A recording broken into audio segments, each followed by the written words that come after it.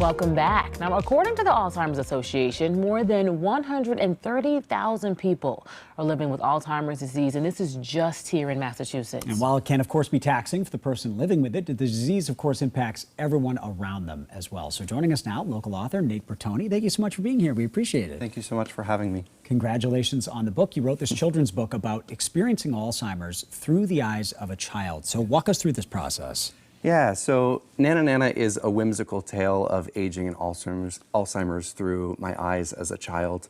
And the book has been created in an effort to open a conversation with children and their loved ones about grief and loss. And growing up, my Nana was the life of the party. She truly was so much fun. You could find her tearing it up on the dance floor. And Alzheimer's took her away from us bit by bit. So I created this book because the realization for me was that you can very much have to grieve the loss of a person as they're still physically present in front of you.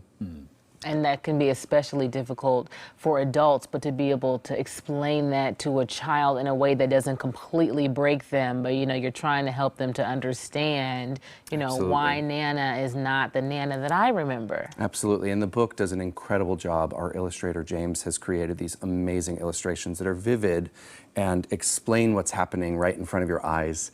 Not just the words on the page that speak to you about why Nana is sad and why she's mad today, why she may not remember your name, or she thinks it's her birthday instead of yours.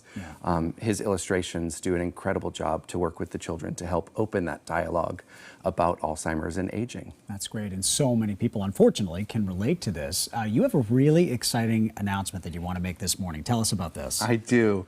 I'm so thrilled to share that after 6 years of creating this book, it has been a long haul. We have recently partnered with 2 incredible nonprofit organizations around this country to bring awareness.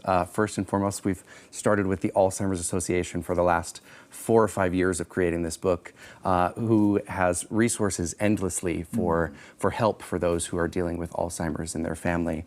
And most recently, as of last week, we partnered with Hilarity for Charity, which is a national nonprofit organization created by Seth Rogen and Lauren Miller Rogen. And that organization also creates resources for free to families that need it, as well as is a leader in brain health awareness. And it's always nice to see something that you've done from the heart continue to grow and gain support. So congratulations, that is amazing. And thank you for sharing it here on The Mix with us. Absolutely. Now, in addition to this exciting news, you have a pretty impressive background in theater productions and recently co-produced the new Broadway musical show, How to Dance in Ohio. So how was your time in theater? How has it helped shape your book writing process? Yeah, it's amazing. To me, the job of being an artist is about storytelling, and I create art to hold a mirror up to the world that we live in and ask where we are today. I think art helps us understand each other deeper, and I've been creating theater since I was a child at North Shore Music Theater in Beverly, Massachusetts. I've gone on to produce this show on Broadway now. I just was directing a show in Sydney, Australia. And all of this work comes back to the idea of storytelling for me and the importance of storytelling and using those tools that we have to help people truly be reflected on stage and understand that life is something that's very difficult to navigate for many of us. It's not an easy breezy, beautiful day all the time. And my work focuses on loss and grief and helping people heal through watching art, and with Nana Nana specifically using now a children's book to help children face grief and loss in a way that they maybe haven't before. Could you imagine bringing this to stage at some point? I would love that. I think the piece that I've written about Alzheimer's already is inspired by my grandmother as well, called Letters from War.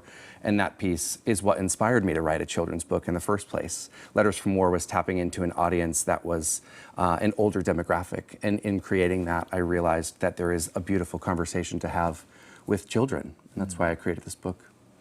And it's also Brain Awareness Week. It's a global campaign to help increase that public awareness of the progress and the benefits of brain research. Funding research, as we know, is just so important to you and was integral for your publishing process. What do you hope that folks take away from the book? So with this book and with the resources that are in the book as well for the both charities, HFC, Hilarity for Charity, and the Alzheimer's Association, the goal is for me to donate my proceeds of this book that I've been creating for 6 years now to these organizations to help fund further free resources for families and friends in need. And through that, there's opportunities and codes and their websites to donate directly in memory of your loved ones.